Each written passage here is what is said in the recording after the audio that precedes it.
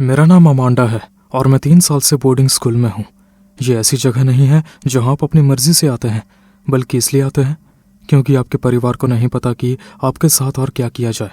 बचपन से ही मुझे लोगों के बीच घुलने मिलने में कठिनाई होती थी, और हालांकि ये सख्त ननों और कई नियमों वाला बोर्डिंग स्कूल मेरी पहली पसंद नहीं था, मेरे पास और कोई विकल्प नहीं था। ये बिल्डिंग पुरानी और ठंडी, किसी फिल्म के दृश्य जैसी लगती थी। दीवारें संतों की तस्वीरों से ढकी हुई थी जो चुपचाप आपको जज करती हुई लगती थी। माहौल दबावपूर्ण था, लेकिन थोड़े समय बाद इसकी आदत हो जाती थी। बाकी लड़कियां इतनी बुरी नहीं थीं, हालांकि उनमें से कई बहुत धार्मिक थीं जिसे मैं ठीक से समझ नहीं पाई। बोर्डिंग स्कूल के अलगाव के बावजूद मेरी दिनचर्या बहुत सरल थी। क्लास, प्रेयर और खाली समय। नन्स हमेशा हमारी हर हरकत पर नजर रखती थी। मुझे सब चीजों की आदत हो गई, लेकिन एक चीज की नहीं, वो महसूस करना कि मुझे कोई देख रहा है था। मुझे ठीक से नहीं पता क्यों, लेकिन कुछ गड़बड़ लगती थी।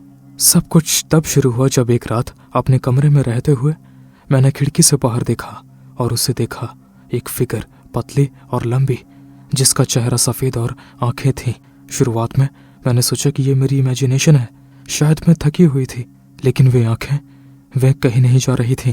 कुछ दिन बीते और हर रात वो फिगर वहीं होती, हमेशा एक ही जगह मुझे देखती हुई। समय चाहे जो भी हो, अगर मैंने बाहर झांकने का सोचा, वो वहीं होती। मैंने ज्यादा ना सोचने की कोशिश की, लेकिन असहजता को नजरअंदाज करना मुश्किल था। हर बार जब मैंने अपनी आंखें बंद की, मुझे लगता कि वे आंखें अब भी मुझ पर हैं, भले ही मैं खिड़की से ना देख रही हूँ। मैंने अपने रूममेट जेसिका से बात करने का फैसला किया। वो ग्रुप की सबसे शंकालु लड़कियों में से एक थी, और जैसा मैंने उम्मीद की थी, उसने मुझे ऐसे देखा जैसा मैं पागल हूँ। ये सिर्फ स्ट्रेस है अमांडा, हम सभी कभी कभी ऐसा महसूस करते हैं। ये जगह डरावनी है जब तक कि तुम्हें इसकी आदत ना हो जाए। मैंने उस पर विश्वास किया, या कम से कम कोशिश की, लेकिन फिर भी कुछ समझ नहीं आया।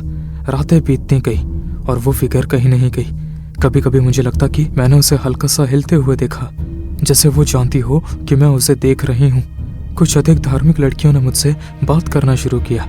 उनमें से एक क्लेयर, उसने मुझसे कहा कि मुझे सावधान रहना चाहिए। ये कोई इंसान नहीं है अमांडा, ये कुछ और है, कुछ बुरा।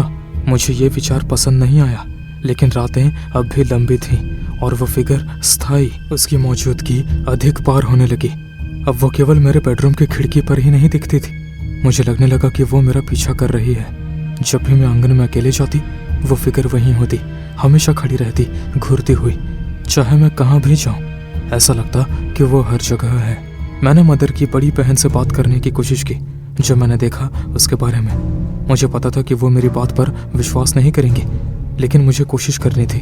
जैसा मैंने सोचा था, उन्होंने कोई चिंता नहीं दिखाई। स्ट्रेस इस फैसिलिटी में कॉमन है अमांडा, ज्यादा प्रार्थना करो, यह मदद करेगा। मुझे पता था कि यह इतना आसान नहीं होने वाला है। रातें बस खराब थीं। मैं पसीने में जाग जाती, महसूस करती कि जैसे कुछ या कोई मेरे कमरे में है। हर बार जब मैं खिड़की से बाहर देखती, वो वहां होती। मैं उसे ठीक से नहीं देख पाती, लेकिन उसके चेहरे और उसके पेल मेकअप में कुछ था जो अंधेरे में स्पष्ट दिखता था। ये प्राकृतिक नहीं था। एक रात मैंने खिड़की के पास ना जाने का फैसला किया, लेकिन फिर भी मुझे एहसास हो रहा था कि उसकी आंखें मुझ पर गड़ी हैं। शायद आधी रात के बाद मैं एक अलग भावना के साथ जागी।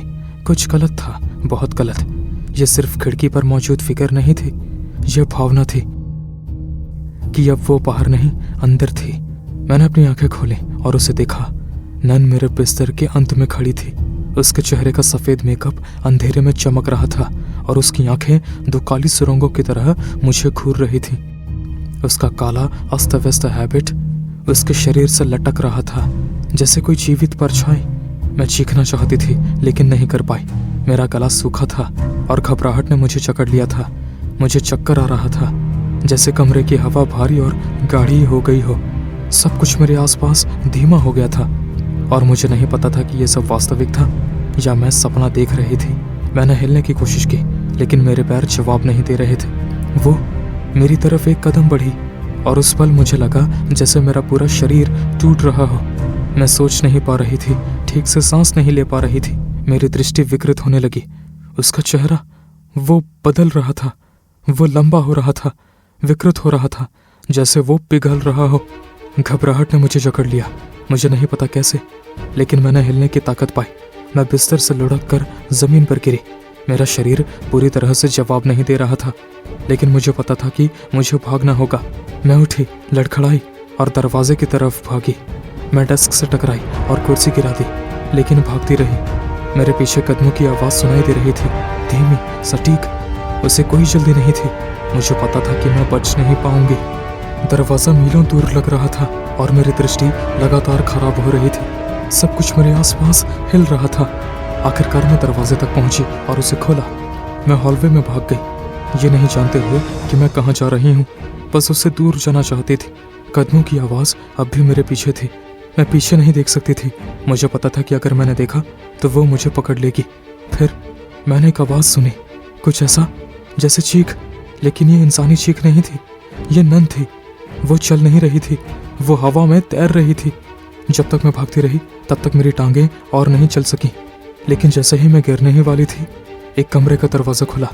उनमें से एक नन, मदर सुपीरियर, अपने हाथ में कुछ लेकर बाहर आई। ये एक क्रॉस था, बड़ा और प्राचीन। उनके पीछे 2 और सिस्टर्स दिखाई दी और उन्होंने मिलकर द नन का सामना किया।